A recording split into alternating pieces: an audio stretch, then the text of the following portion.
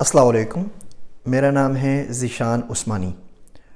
आज हम जिस टॉपिक के ऊपर बात करेंगे ये सवाल की सूरत में मुझे बहुत मर्तबा मिल चुका है, और वो जब सवाल जॉब से रिलेटेड है कि बच्चे जॉब के लिए अप्लाई करते हैं और उनको लगता है कि वो परफेक्ट हैं, जॉब के लिए परफेक्ट कैंडिडेट हैं, उनको जॉब मिल जानी चाहिए।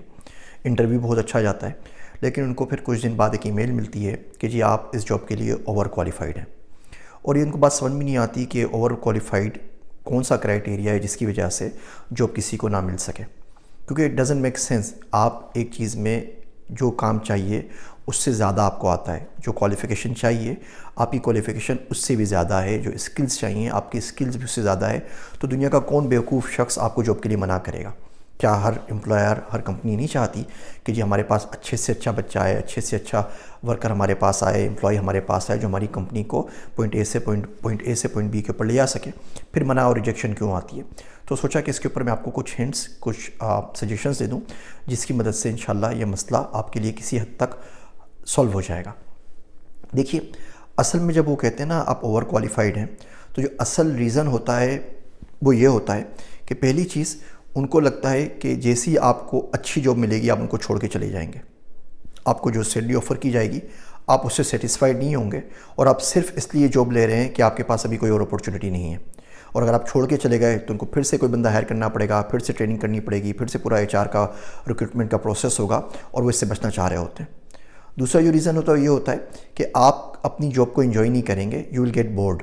आप एक डेटा साइंटिस्ट हैं और आपको मिसाल के तौर पे विजुअलाइजेशन का काम मिल गया या आपको एक प्रोग्रामर का काम मिल गया, आपने ज़िंदगी भर डेटा साइंटिस्ट का काम किया, बोलेंगे जी विजुअलाइजेशन में आके आप बोर हो जाएंगे, बिकॉज बहुत आपके लिए आसान हो जाएगा।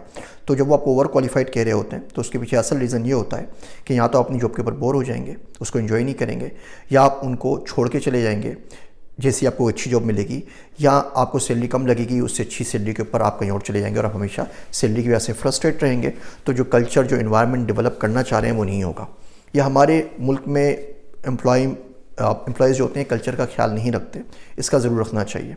मेरा एक दोस्त है अब्दुल्ला, वो जब भी कंपनी में जाता है तो कंपनी के दरवाजे में इंटर होने से पहले ना थोड़ा सा अपने चेहरे को सही कर लेता है और बड़ा एनर्जेटिक होकर जाता है, बोलता है गुड मॉर्निंग। तो वो बताता है मुझे कि जब वो छोड़ के भी चले जाता है कंपनी तो उसका गुड मॉर्निंग सब लोगों को याद रहता है, वो बड़ा एनर्जेटिक बोलता है, ताकि उससे एक पॉजिटिव वाइब्स दूसरे लोगों के ऊपर जाएँ।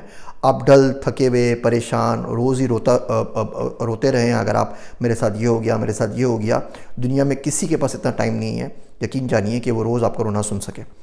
तो इससे बचने का तरीका क्या है? इससे बचने का तरीका बहुत आसान है।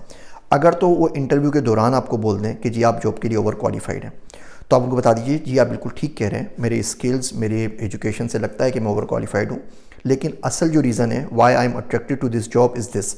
मैं हमेशा से किसी स्टार्टअप में काम करना चाह रहा था। मैंने काम किया रिटेल इंडस्ट्री में, हमेशा मैं बैंकिंग में आना चाह रहा था।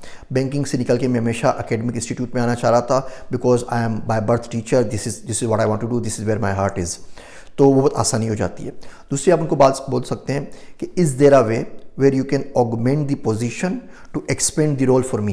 तो मिसाल के तौर पे आप अप्लाई करते हैं डिजिटल मार्केटर के लिए और सामने वाले को लगता है कि जी आप 2 लाख रुपए लेंगे और उसके पास जॉब है 1,70,000 की या 1,50,000 की, तो आप बोल सकते हैं इस देर वे कि आप इसकी जॉब डिस्क्रिप्शन में, रिक्वायरमेंट में एसईओ भी शामिल कर दें और वो भी मुझे आता है, मैं कर दूंगा।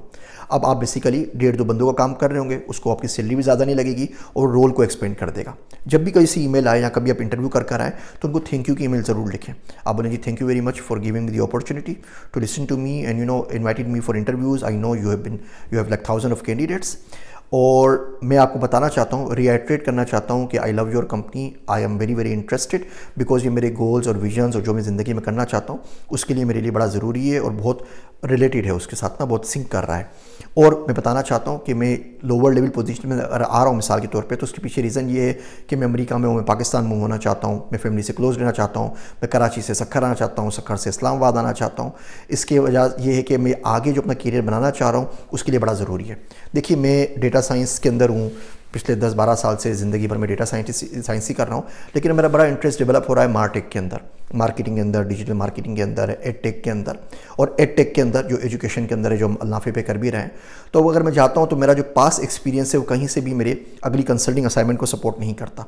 फिर जो तरीके मैंने आपको बताएं, इन्हीं तरीकों को यूज़ करके कि आप ऑगमेंट कर दें किसी तरीके से, और मैं क्यों इम्पैक्ट ड्रिवन की तरफ जाना चाह रहा हूँ, इससे मुझे बड़ा फ़ायदा हुआ है।